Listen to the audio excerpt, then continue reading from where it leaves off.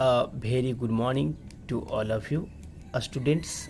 तो आज मैं आप लोगों के लिए एक नया चैप्टर के साथ आया हूँ जो आपके रेनबो पार्ट 2 पोएम सेक्शन की है, मेकाविटी द माइस्ट्री कैट।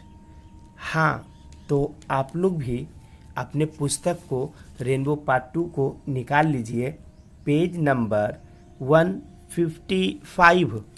हाँ, जल्दी page number 155, chapter Macavity the mystery cat, जो टी.एस. इलियट के द्वारा लिखा गया है ना। Macavity the mystery cat T S. Eliot के द्वारा लिखा गया है। तो आप लोग भी निकाल लीजिए page number 155, 155, page number 155, Macavity the mystery cat T S. Eliot के द्वारा लिखा गया है। अब देखिए, Macavity the mystery cat poem में छोटा सा इंट्रोडक्शन है टी.एस. इलियट का। तो पहले आज इस वीडियो में हम लोग इंट्रोडक्शन देखेंगे और कुछ कवर करेंगे पोएम को भी, और हर एक लाइन पोएम सेक्शन की एक्सप्लेनेशन करेंगे। कोशिश करेंगे कि ज़्यादा से ज़्यादा इस वीडियो में कैप्चर कर पाए। तो देखिए, मेकाविटी द माइस्ट्री कैट में कवि क्या बताते हैं, और ये मेकाविटी का मीन्स क्या होता है। मेकाविटी नाम है, इसका मीन्स हिंदी कुछ भी नहीं होगा, क्योंकि नाम का हिंदी भी नाम और इंग्लिश भी उसका मीन्स भी नाम होता है। तो मेकाविटी मीन्स नाम है ना। और द माइस्ट्री के मीन्स होता है रहस्यमयी। माइस्ट्री के मीन्स होता है रहस्यमयी कैट। तो मेकाविटी एक बिल्ली का नाम होता है, और वो क्या होता है, रहस्यमयी बिल्ली होती है। उस बिल्ली के रहस्य को कोई भी नहीं समझ पाते हैं। कवि इस कविता में उसी बिल्ली के बारे में वर्णन करते हैं जो बिल्ली रहस्यमयी होते हैं, उसके रहस्य को कोई समझ नहीं पाते हैं। तो खैर, अभी आगे हम लोग इस बिल्ली के बारे में देखेंगे। अभी तो पहले इंट्रोडक्शन है, और वो किनका इंट्रोडक्शन है, टी.एस. इलियट का इंट्रोडक्शन। तो आइए आप लोग भी मेरे साथ जुड़िए और लाइन बाय लाइन हिंदी कीजिए। देखिए, टी.एस. इलियट। तो टी.एस. इलियट जो यहाँ पे लिखा हुआ है, ये शॉर्ट नेम इनका है ना। फुल नेम इनका यहाँ पे दिया हुआ है थॉमस स्ट्रियंस इलियट, है ना। Thomas Stearns Eliot 1888 and 1965। इनका जन्म, टी.एस. इलियट का जन्म 1888 ईस्वी में, और इनकी मृत्यु 1965 ईस्वी को हो गई, है ना। इनकी मृत्यु कब हो गई, 1965 ईस्वी को हो गई, है ना। और ये जन्म देखिए कहाँ लिए, बोलते हैं कि वाज बोर्न, ये जन्म हुए इन संत एक जगह है, इन संत लुइस, है ना। लुइस एक जगह है, और कहाँ है ये जगह, मिसौरी में जगह है ना। और ये मिसौरी जो है वो कहाँ पड़ता है, यूएसए में। कहाँ पड़ता है, यूएसए में, United state of America mean संयुक्त राष्ट्र अमेरिका। तो इस लाइन से ये पता चला कि टी.एस. इलियट का जन्म 1888 ईस्वी और उनकी मृत्यु 1965 ईस्वी को कहाँ हुई, सेंट लुइस मिसिसिपी संयुक्त राष्ट्र अमेरिका में हुई, है ना। कहते बट लेकिन एवेंचुअली सेटल इन इंग्लैंड, लेकिन वे सेटल हो गए। सेटल मीन बस गए, रह गए। कहाँ रह गए, इंग्लैंड में रह गए। जन्म हुई उनकी अमेरिका में, और वो कहाँ बस गए, इंग्लैंड में बस गए। कहते हैं ए क्लासिस्ट, है ना। क्लासिस्ट के मीन्स होता है शास्त्रीय शैली वाले जानकारी, मीन प्रतिष्ठित भी आप कह सकते हैं, ए क्लासिस्ट इन लिटरेचर, और ये बहुत सारे प्रतिष्ठा इट मीन लिटरेचर में बनाए।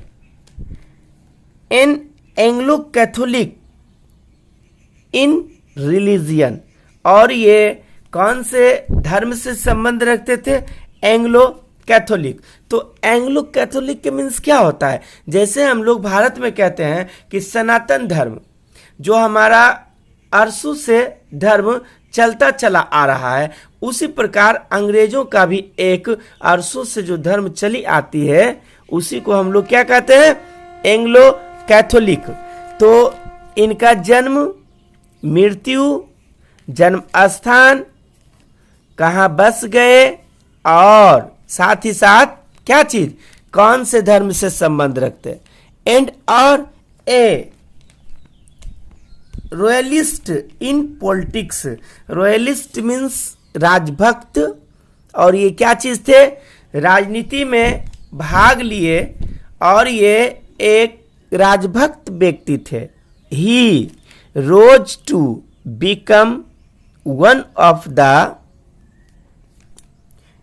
Become one of the greatest, है ना, greatest poets of the 20th century. कहते हैं कि ये कवि जो थे 20वीं सदी के कवियों में से सबसे महान कवि थे। ये कवि जो थे 20वीं सदी में, है ना, कवियों में से ये महान कवि थे।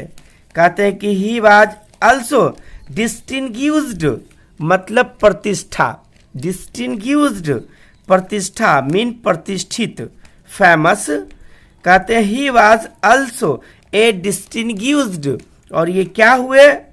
प्रसिद्ध थे, है ना, क्रिटिक, क्रिटिक के मीन आलोचक थे, एंड और ए ड्रामाटिस्ट, और ये एक नाटककार भी थे, है ना। ही वाज अवार्डेड, इन्हें अवार्ड दिया गया। कौन सी awarded? The Nobel prize for literature. और क्या चीज में अवार्ड दी गई? देखिए क्या चीज में अवार्ड दिया गया? लिटरेचर में। कब? इन 1948 में। कब अवार्ड दी गई थी? इन 1948 में। कहते हैं हिज बेस्ट नोन पोएम्स, इनकी जो कुछ पोएम्स थी, है ना, और खास इनका वर्क्स था, वो बोल्ड लेटर में आपका दिया हुआ है। कौन सा था? The Waste Land. और देखिए क्या चीज था नेक्स्ट, है ना, इसके बाद अश वेडनेसडे, और देखिए एंड और 4 क्वार्टर्स। ये सब टीएस इलियट के महत्वपूर्ण कृतियां थी। कहते हैं कि एज ए पोएट, और ये किस चीज के तरह उभरे? एक कवि के तरह, एंड और स्पोकमैन, है ना, स्पोक्समैन फॉर हिज एज, और वो एक वक्ता के रूप में, बोलने वालों के रूप में ये क्या हुए? उभरे। कहता है द ट्रूली, और वास्तविक में रिप्रेजेंट्स, प्रस्तुत करते हैं, पुनः प्रस्तुत करते हैं।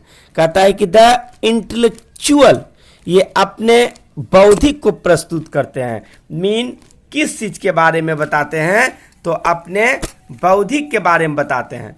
जो कविता में बताया करते थे, तो क्या क्या चीज के बारे में बताते थे, उसी के बारे में दिया हुआ है। और क्या? सोशल, सोशल के बारे में, एंड और फिलोसफिकल मीन दार्शनिक। कहते moods of the 20th century. ये 20वीं सदी के, 20वीं शताब्दी के जो कवि थे, है ना, ये टीएस इलियट, तो ये सब इनके अंदर क्वालिटी थी। कहते हैं कि द प्रेजेंट पोएम, लेकिन आप प्रस्तुत कविता जो पढ़ रहे हैं, ये कौन सी है? Macavity the मैस्टिकैट। मीन क्या चीज है? मैकाविटी एक रहस्यमयी बिल्ली, is from his collection called तो यहाँ पे समझिए, ये बार बार ना पूछे लेकिन कभी कभी इसको भी पूछ दिया जाता है कि मेकाविटी द माइस्ट्री कैट किस पोएम से निकाली गई है, किस पुस्तक से लिया गया है ना। तो कहते हैं कि द माइस्ट्री कैट जो है, ये पोएम जो है कहाँ से ली गई है, is from his collection called old Possum's book of practical cats, है ना। ये यहाँ पे जो बोल्ड लेटर में दी हुई है, तो ये क्या चीज है, इनका एक पुस्तक था और इसी पुस्तक से क्या किया गया है, इस पोएम को निकाला गया है।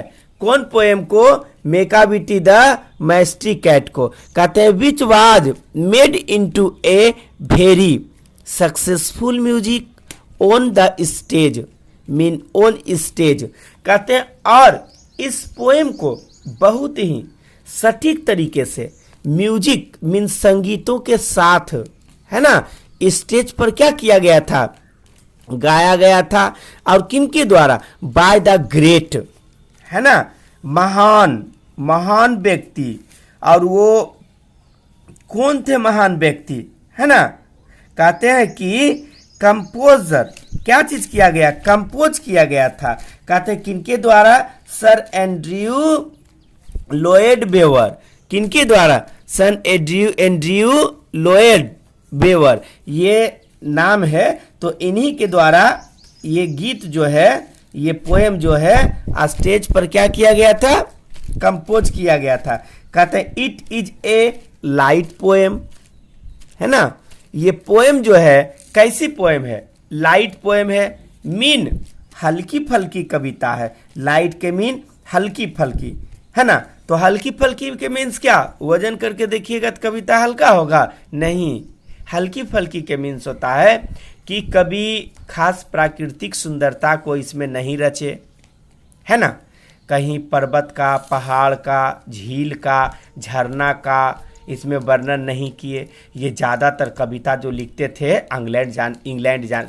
इंग्लैंड जाने के बाद, मीन कैसे कविता, इंग्लैंड के गलियों के बारे में लिखते थे, इंग्लैंड में रहने वाले व्यक्ति से संबंधित लिखते थे, समझे न। क्योंकि इंग्लैंड में जो ये बसे थे तो इनका सेकंड प्लेस था, दूसरा स्थान था, है ना। और फर्स्ट प्लेस जो इनका था वो कौन सा था, यूएसए था, है ना। क्या था, यूएसए था, है ना। तो ये इंग्लैंड जब बसे तो इंग्लैंड बसने के बाद ये इंग्लैंड के बारे में ही ज़्यादातर कविता लिखा करते थे। इसीलिए कहते हैं कि ये कैसी कविता है, एक लाइट पोएम है, हाँ, मीन हल्की फल्की कविता है। कहता इन द मोक मीन्स झूठी, और क्या, हेरोइक मीन्स वीरता। और कैसी है, झूठी और वीरता वाली ये कविता है ना, झूठी और वीरता वाली कविता है। मीन ये पता चल रहा है कि यह कविता सत्य नहीं है। कहते हैं इट डज नॉट नीड, है ना, एनी सोलेम और डिटेल्ड एनालिसिस। कहते हैं और इनको ज़्यादा से ज़्यादा किसी तरह का एनालिसिस करने का कोई ज़रूरत नहीं था। मीन बात को ज़्यादा बढ़ा करके बोलने की आदत नहीं थी। ये जो सटीक बात होता था वो सटीक बात क्या कर देते थे, बोल देते थे। कहते हैं कि इट्स, है ना, कहते हैं चार्म के मीन सुंदर। कहते, हाँ देखिए तो सॉरी, कहते हैं इट्स चार्म, है ना, इनकी सुंदरता, है ना। कहते हैं comes from its NEET rhymes and, कहते हैं गेपोइंग के मीन्स क्या, आसान, है ना। हाँ, गैलोपिंग है, गैलोपिंग के मीन्स क्या, आसान होता है, ठीक है। कहते हैं कि गैलोपिंग, देखिए नेक्स्ट, और ये सुंदरता कैसे आती है, कहते हैं राइम्स एंड, है ना, कहते हैं rhymes and galloping rhythms as well as the comic. कहते हैं ये जो कविता लिखते हैं तो ज़्यादा से ज़्यादा ये गैलोपिंग वाले कविता, मीन आसान कविता, और ये ज़्यादा से ज़्यादा जो इनका लय होता है, तुक होता है, उससे ये क्या होते हैं, दूर होते हैं। मतलब सिंपल कविता जो आसानी से क्या हुआ जा सकता है, पढ़ा जा सकता है ना। एज द कॉमिक, और वो कैसे, एकदम कॉमिक के तरह, मीन नाटकीय तरीके से, किस तरह से, कॉमिक के तरह, मीन नाटकीय तरीके से कहते हैं इफेक्ट, और क्या चीज, इफेक्ट ऑफ ए मॉन्स्टर, और ये मॉन्स्टर किनको कहा, तो क्रिमिनल को। नहीं, कहते हैं कि ये जो कविता लिखे तो एक राक्षस हैं, वो राक्षस कौन सा है, तो वो आपके क्रिमिनल हैं। नहीं, एक क्रिमिनल का वर्णन दिया हुआ है, क्या चीज कहा हुआ है, एक क्रिमिनल का वर्णन किया हुआ है कि वो एक राक्षस क्रिमिनल का वर्णन करते हैं। कहते हैं हु इज इन फैक्ट, जो वास्तव में क्या चीज है, एक कैट है, एक बिल्ली है ना, वास्तव में वो क्या है, एक बिल्ली है। अब थोड़ा सा कविता का थीम समझ लें, उसके बाद हम लोग लाइन बाय लाइन एक्सप्लेन करेंगे, ठीक है। तो देखिए इस कविता का थीम क्या है, तो कवि इस कविता में एक बिल्ली के बारे में वर्णन किए हैं, ठीक है। हालांकि हम कंफर्म तरीके से बिल्ली भी नहीं कह सकते हैं, क्योंकि बिल्ली जो होती है स्त्रीलिंग और वो सी के अंतर्गत आता है, नहीं, और यहाँ पर ही देकर के बार बार वर्णन किया है, ठीक है। तो ये रिस्पॉन्सिबिलिटी आपकी कि बिल्ली बोलिएगा इसमें या बिलाड़ बोलिएगा, ठीक है। हम इस बात को छोड़ दिए आप लोगों के लिए, ठीक ना। देखिए तो इसमें बिल्ली का वर्णन है, लेकिन ही का वर्णन है ना। तो कवि इस कविता में एक बिल्ली के बारे में बोलते हैं, क्योंकि इस लाइन से आपको एक बात और पता चला कि कवि ज़्यादा से ज़्यादा प्राकृतिक सुंदरताओं का वर्णन अपने कविता में नहीं किया करते थे ना। वो लंदन के बारे में बोलते थे, इंग्लैंड के गलियों गलियों के बारे में, यहाँ के रहने वाले लोग कैसे थे ना, उसके बारे में वर्णन करते थे। इनकी जो लिविंग स्टाइल होती थी, जीने का जो शैली होता था, उनके बारे में प्रस्तुत करते थे, है ना। देखिए तो आगे पोएम जो बनाते थे कवि लोग, तो पोएम के मीन क्या, जब भी कुछ लिखते थे तो इनडायरेक्ट तरीके से लिखते थे। ऐसा नहीं है कि ये इंग्लैंड के बारे में लिखते थे तो डायरेक्ट फोकस कर दे किस पर, इंग्लैंड वासी पर, नहीं, फोकस नहीं करते थे। ये इनडायरेक्ट तरीके से इस पोएम का निर्माण किए, नहीं, इसका कंपोज किए। क्या कंपोज किए, ये सहारा ले लिए, वहाँ एक बहुत बड़ा क्रिमिनल था,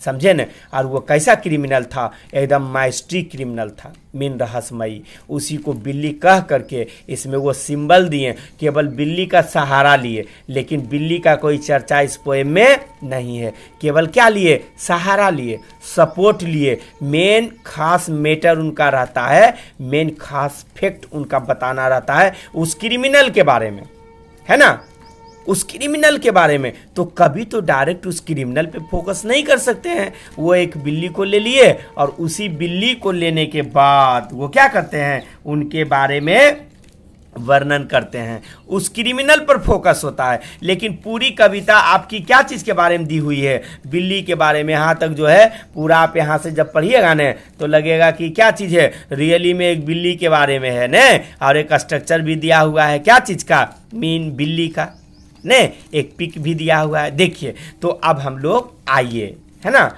यहाँ से स्टार्ट करते हैं, उसके बाद देखिए नेक्स्ट क्या होता है, ठीक है। देखिए तो पोएम के लिए हम लोग आते हैं, कहते हैं मेकाविटीज, है ना।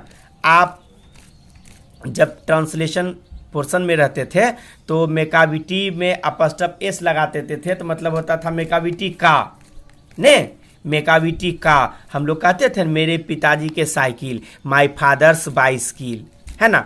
तो यहाँ पे अपस्टफ एस के मतलब क का की का प्रयोग नहीं, उसका यूज नहीं। यहाँ पर जो आया है अपस्टफ एस, इज का प्रयोग में आया है। इज यहाँ से साइलेंट है और मीन इसका होगा, यदि आप स्पष्ट पढ़ना चाहते हैं, क्योंकि ये वर्ड आपको बार बार मिलेगा, इसलिए इसको समझिए। ये आप स्पष्ट पढ़ना चाहते हैं तो आप पढ़ सकते हैं मेकाविटी इज, है ना। क्या पढ़ सकते हैं, मेकाविटी इज, ठीक है। तो इसी तरह से हम लोग देखते हैं। फिर आइए, चलिए आइए मेरे साथ बनिए। मेकाविटीज कैट, है ना, मेकाविटीज ए माइस्ट्री कैट। मेकाविटी एक कैसी बिल्ली है, रहस्यमयी बिल्ली है ना। कैसी बिल्ली है, रहस्यमयी बिल्ली है। ही इज, हिज जिसको हम लोग कहते हैं ही कॉल्ड द हिडन पाव। यहाँ पर एक वर्ड आया है हिडन पाव। हिडन पाव के मीन्स क्या होता है? हिडन पाव के मीन आप देखिए, हिडन पाव के मतलब आप कहिएगा ने, तो हिडन पाव के हिडन के मतलब हाइड के मतलब होता है छुपाना, तो हिडन के मतलब भी छुपाया, छुपा हुआ, V2 बना दिया गया है इसको ने, कहता हिडन छुपा हुआ, पाव के मीन्स पंजा होता है। तो आप इस वर्ड के हिंदी करेंगे तो हिडन पाव का मीन्स होगा छुपा हुआ पंजा। क्या होगा? छुपी हुई पंजा ने, छुपा हुआ पंजा ने, लेकिन यहाँ पे नहीं, ये छुपा रुस्तम। फिर से आइए, कहते he is called the hidden paw. इनको क्या कहा जाता था? छुपा रुस्तम कहा जाता था। ये बिल्ली तो थे, लेकिन कैसे बिल्ली थे? छुपा रुस्तम बिल्ली थे। कहते for he is the master criminal. अरे ये क्या चीज था? एक क्रिमिनल का मास्टर था ने, वो सभी क्रिमिनलों का ये मास्टर था, ये मास्टर माइंड था, मीन बहुत तेज था। कहता हु कैन डिफी, वो क्या करता था? डिफी करता था। डिफी के मीन्स क्या होता है? वो देखिए आपके पुस्तक में पेज नंबर 157 में दिया हुआ है, मीन चैलेंज करता था, ललकार देता था। फिर से आइए इस लाइन को समझिए, कहता हु कैन डिफी, वो क्या करता था? ललकार देता था। डिफी के मीन्स ललकारना ने, चुनौती देना। कहता वो चुनौती देता था, वो ललकारता था। किसको ललकारता था? द लॉ को, मीन कानून को ने। किसको ललकारता था? कानून को ललकारता था ने। आगे देखिए, कहते ही इज ने, हीज मीन हीज द बफलमेंट। एक वर्ड आया है बफलमेंट। बफलमेंट के मीन्स क्या? बफलमेंट के मीन्स होता है परेशानी में डाल देना, है ना, परेशान कर देना, उलझन में डाल देना, उलझन दे देना नहीं। तो देखिए ये उलझन जो था किसके लिए था, इसको हम आगे समझेंगे। फिर से आइए, कहते ही इज द बफलमेंट। कहता वो उलझन में डाल देता था।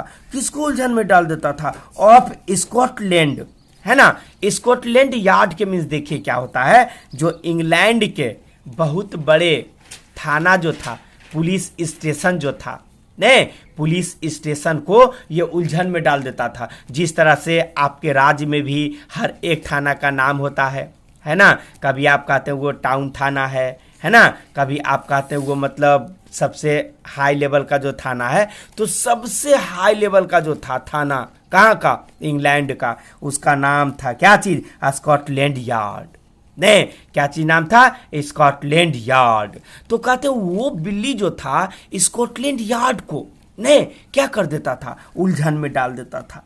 आगे देखिए, कहते द फ्लाइंग स्क्वायर्स, और क्या? डिस्पेयर। और जो फ्लाइंग मीन उड़ने वाला जो होता था ने, जो हाई लेवल के जांच पड़ताल करने वाले लोग होते थे। आप अपने राज्य में भी, आप अपने ग्राम में भी देखते हैं कि कुछ पुलिस स्पेशल आती है कोई क्रिमिनल को खोजने के लिए, और वो परमानेंट आपके यहाँ ड्यूटी नहीं करती है। वो आया और कुछ समय के बाद वो नहीं मिला तो पुनः वापस चला गया, और मिला भी तो उसको लेकर के चला गया नहीं। तो इसी तरह से देखिए, और वो बफलमेंट वाले को क्या कर देता था? डिस्पेयर कर देता था, मतलब निराश कर देता था नहीं।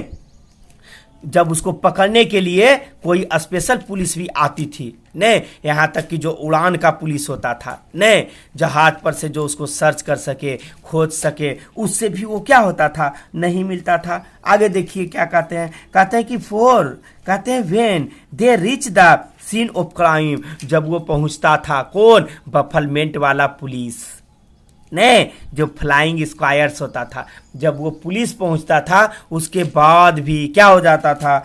डिसअपेयर हो जाता था ने, हाँ डिस्पेयर हो जाता था, निराश हो जाता था। कहते for when the reach the scene of crime, जब वो क्राइम पर पहुंचता था। क्राइम सीन मीन्स क्या? घटना स्थल पर। जब वो पुलिस लोग घटना स्थल पर पहुंचता था तो क्या होता था? मेकाविटीज नॉट देयर, मतलब मेकाविटी इज नोट देयर ने, तो हो जाएगा मेकाविटीज नोट देयर। लेकिन उस घटना पर पुलिस पहुंचता था ने, तो देखता था तो पता चलता था कि अरे यहाँ पे तो वो क्या चीज है? पुलिस। हाँ पुलिस पहुंचती थी लेकिन मेकाविटी वहाँ पे नहीं मिलता था नहीं। तब वो कहते थे अरे मेकाविटीज देयर नोज मेकाविटीज, मेकाविटी यहाँ पे नहीं है ने आगे देखिए क्या कहते हैं, मेकाबिटी, मेकाबिटी, हाँ वही मेकाबिटी बिल्ली का नाम है मेकाबिटी। मेकाबिटी क्या चीज, देयर ने नो वन लाइक मेकाबिटी, कोई वो मामूली बिल्ली नहीं था, नहीं वो क्या चीज था, मेकाबिटी जो थी कैसी बिल्ली थी, कहते हैं कि कोई वो मामूली बिल्ली नहीं था, नहीं वो कैसा था, कोई एक साधारण बिल्लियों के जैसा नहीं था। ने आगे आइए, पेज को नेक्स्ट कीजिए, ठीक है। आइए हम लोग फिर देखते हैं, नेक्स्ट में आते हैं। देखिए पेज को पलटने के बाद आप लोग भी पेज को पलटिए और आगे आइए। कहते हैं हीज, है ना, मीन क्या, ही इज, कहते हैं हीज क्या चीज, ब्रोकन एवरी ह्यूमन लॉ, नहीं कहते हैं ये प्रत्येक क्या चीज को, जो ह्यूमन लॉ होता है, मीन मानव की जो कानून होती है, उसको भी वो क्या कर देता था, तोड़ देता था। और देखिए कहते हैं कि ही क्या चीज कहते हैं, ही, नेक्स्ट क्या कहते हैं कि ही, है ना, और वो क्या करते थे, ब्रेक्स करता था द लॉ ऑफ क्या चीज को, ग्रेविटी को। ग्रेविटी के मतलब होता है गुरुत्वाकर्षण, है ना, ग्रेविटी के मतलब होता है गुरुत्वाकर्षण। तो कहते हैं कि वो गुरुत्वाकर्षण के नियमों को भी क्या कर देता था, तोड़ देता है। तो आप लोग जानते हैं गुरुत्वाकर्षण क्या होता है, नीचे की ओर से जब भी ऊपर की ओर कोई चीज जाती है, कोई वस्तु जाता है, तब वो पुनः कहाँ गिरता है, फिर नीचे की ओर। लेकिन बिल्ली में ऐसी कोई बात नहीं थी। कहता है कि हिज पावर्स, उनकी जो शक्ति था